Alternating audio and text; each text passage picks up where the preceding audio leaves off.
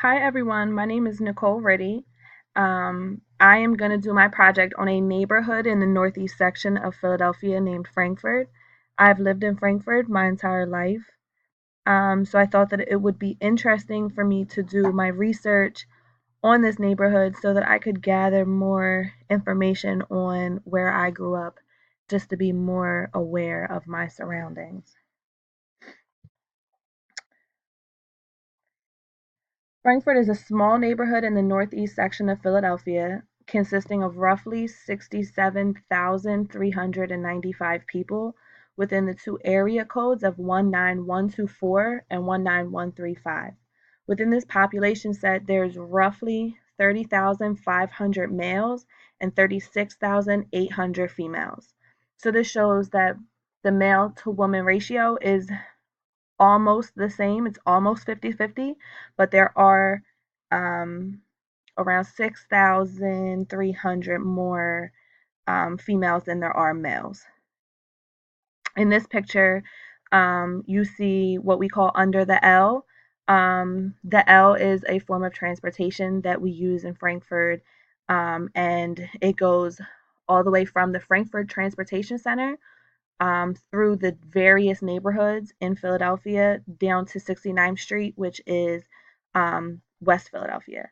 And so the L runs on the main street, which is Frankfurt Avenue in Frankfurt, from the Frankfurt Transportation Center until the Erie Torresdale stop, which is about 4 L stops. So anyone who is familiar with the neighborhood, anyone who lives in the neighborhood, they're all very familiar with the L and being under the L. The demographics um,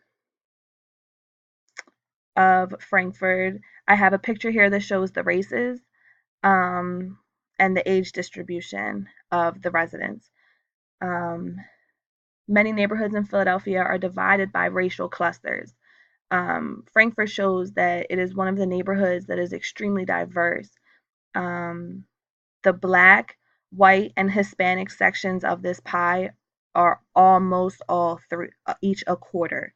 There is a little bit more of people who only identify as black, um, but they are very close in their ratios, and all of the small clusters show to be um, two or more races, some kind of mixture. Frankfurt is a very diverse area because it is where a lot of our mixed races um, reside at. Um, Also, the line chart shows the distribution of ages, and it shows that many of our population in Frankfurt are children. Most of the people here are children. That's where the highest part of our line chart is, and it starts to go down as the people start to get older. So an assumption that is made from that line chart could be that either as people get older, they are moving out of the neighborhood, or the people in Frankfurt have a lower life expectancy age.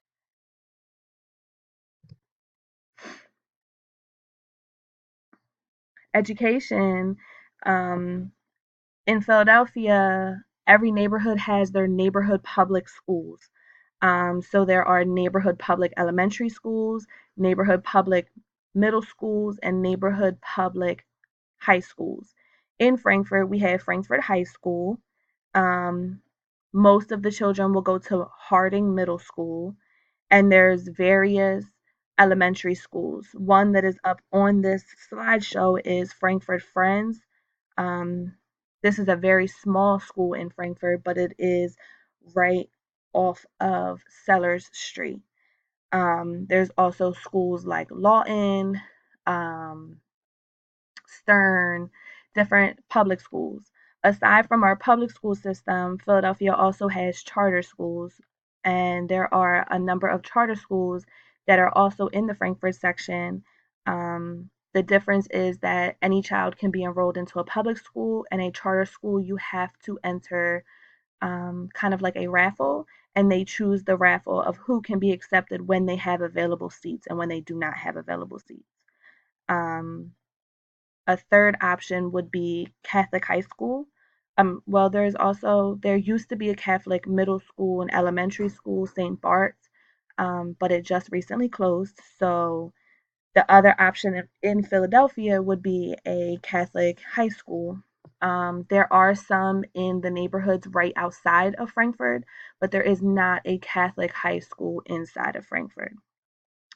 I also put up the male to female enrollment pie chart, just to show that, and this goes along um, with the population that was presented in the beginning of this presentation, that there are a little bit more females enrolled in schools than there are males, but there's not a significant difference. Employment opportunities.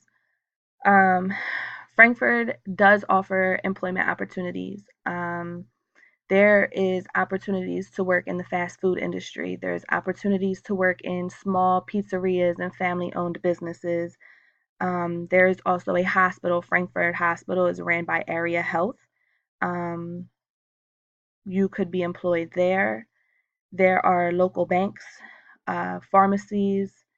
Um, I work for a CUA agency, which is contracted under DHS, which is the Department of Human Services. So I work in the child welfare field, and that is located in Frankfort off of Church Street. So there are employment opportunities, although there are not many. Um, there are some.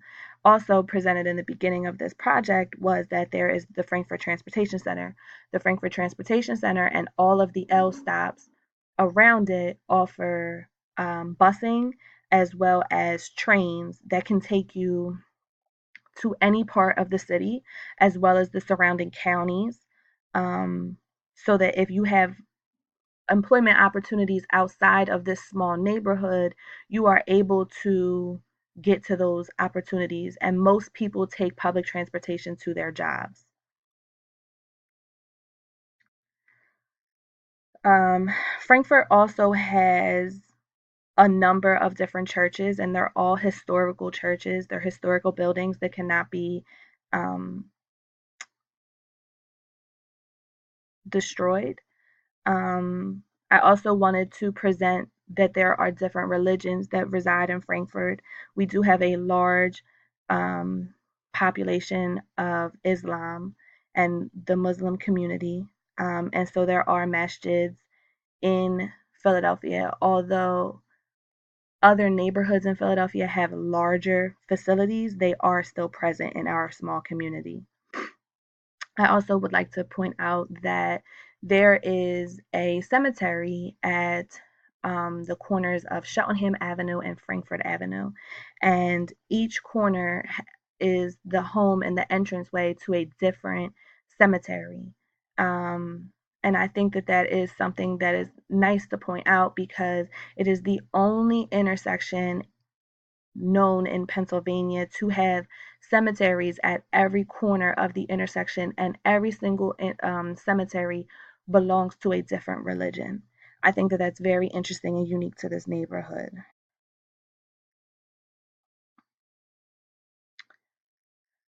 Um, Crime in Philadelphia is high, but the 15th Police District, as well as the 2nd Police District, um,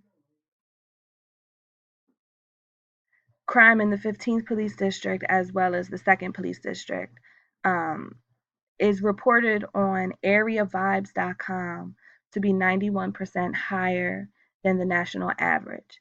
On this slideshow, I have presented the different um, outlines of where the different police districts will cover. So PSA 1, PSA 2, and PSA 3 is that 15th and 2nd Police District, and those are the different areas that they cover.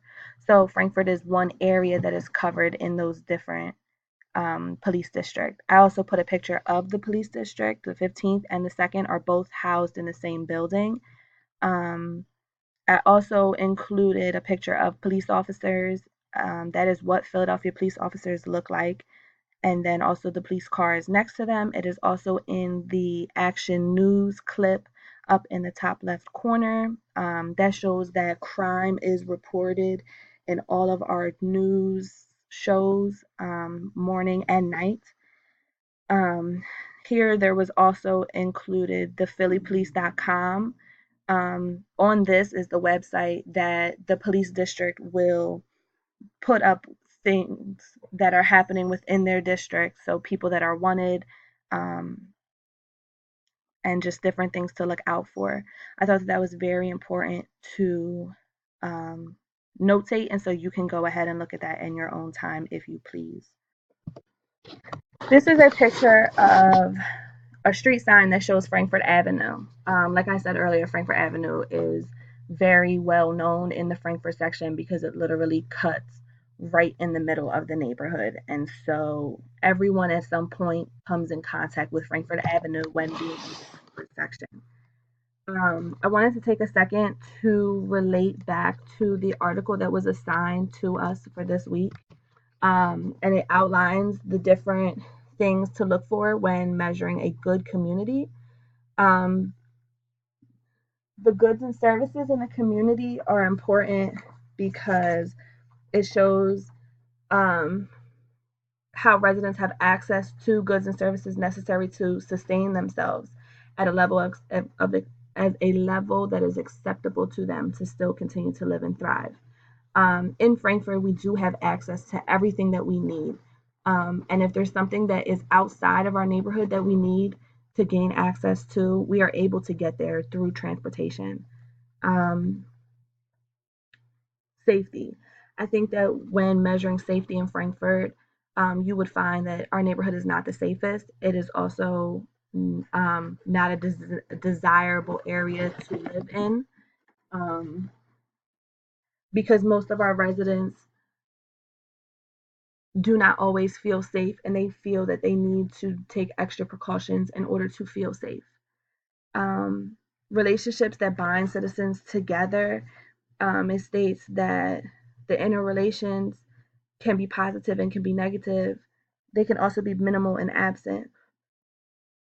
I think that the people who grew up in this neighborhood and who live in this neighborhood, they do have good interrelationships, but also there are a lot of feuding between parties, whether it could be groups of friends. I'm not sure if it would be classified as a gang or not, but groups of friends that feud against each other, neighbors that feud against each other, um, different things like that. So I do think that it is important to notice that in these neighborhoods in Philadelphia, when you grow up in these neighborhoods, you do have community ties and you do feel related to and you do feel like you belong to these people.